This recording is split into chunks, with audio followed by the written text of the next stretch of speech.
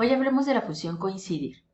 La función coincidir te regresa la posición de un dato que está en un rango. El rango puede estar en forma vertical o en forma horizontal. Vamos a ver. Coincidir, su formato es 3 parámetros. El primero es el valor buscado. El segundo es el rango en donde vas a buscar ese valor.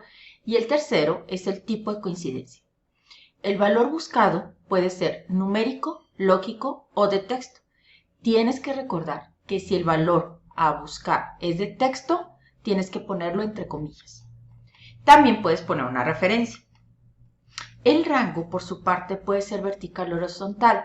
Recuerda, un rango es un pedacito de renglón o un pedacito de columna. Hay 3 tipos de coincidencia: -1, 0 y 1. 0 sería la coincidencia exacta, 1 sería menor que y exacto, y -1 sería mayor que y exacto. Vamos a ver. Tenemos estos rangos y voy a hacer los 3 ejemplos en 0, 1 y -1. Yo voy a buscar una referencia, así que aquí voy a poner el dato a buscar. Las situaciones, por ejemplo, voy a hacer la primera opción, que sería con 0.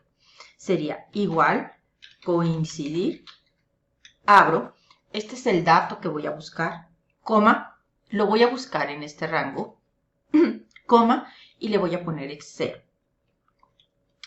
Aquí lo que tiene es que me encuentra el dato y me da el número de posición, es decir, esta es la posición 1, esta es la 2, voy a bajar. Esta lo voy a poner de otro color para que hablemos de posiciones. Voy a ponerlo con letra blanca. Entonces, si yo le pongo 20, me da la posición 3. Si yo le pongo 7, me da la posición 2. Si yo le doy un dato que no existe, me va a dar un error. Entonces, yo sé si existe dentro, si me da un número. Si no me da un número, significa que no se encuentra el valor. Y si lo encuentra, me da la posición en donde se encuentra. ¿Qué pasa con el 1? Con el menor que. Yo hago lo mismo. Voy a seleccionar el dato, coma, voy a seleccionar un rango, coma, pero ahora le voy a poner menor que, ¿sí? Y lo cierro. ¿Qué es lo que está haciendo? Me está encontrando el dato exacto o el dato menor que. Es decir, si yo le pongo 22, aquí me dice que no lo encuentra, porque no existe. Y aquí me da la posición 3. ¿Por qué? Porque el 22, este es mayor que 22. Y entonces me va a dar el menor que. ¿Sí? Tenemos un problema con esta situación. Por ejemplo, si yo le pongo 14, me debería de dar un número entre el 7 y el 15. Pero para que funcione bien la opción de 1, lo que tiene que ser es que estos datos deben de estar ordenados de menor a mayor. Si yo ordeno los datos de menor a mayor y hago la opción 1, lo que va a pasar es el 14 va a estar entre el 7 y el 15 y me va a dar la posición 1 porque el 7 es menor que el 14.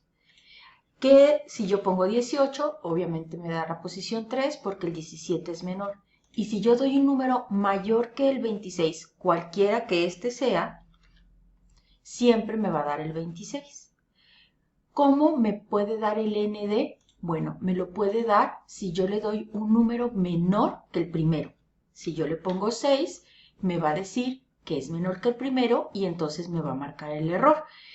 Después nunca más me va a volver a marcar error. Cualquier número que yo le dé me va a poner el menor de ese número y si yo le doy un número que no está, pero mayor que el último, siempre me va a dar el último. Lo mismo pasa con el menor que. Si yo hago coincidir, abro paréntesis, el valor buscado, coma, en esta matriz, coma, pero ahora pongo mayor que, le pongo el -1.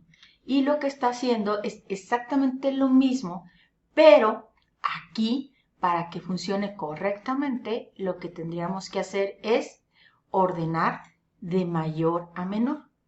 Yo le pongo el mayor y me diría que no está. Pero si yo pongo un menor que el último, siempre me va a dar el último. Entonces, aquí el orden tendría que ser de mayor a menor y nunca me va a dar error, con excepción de que ponga un mayor que el primero.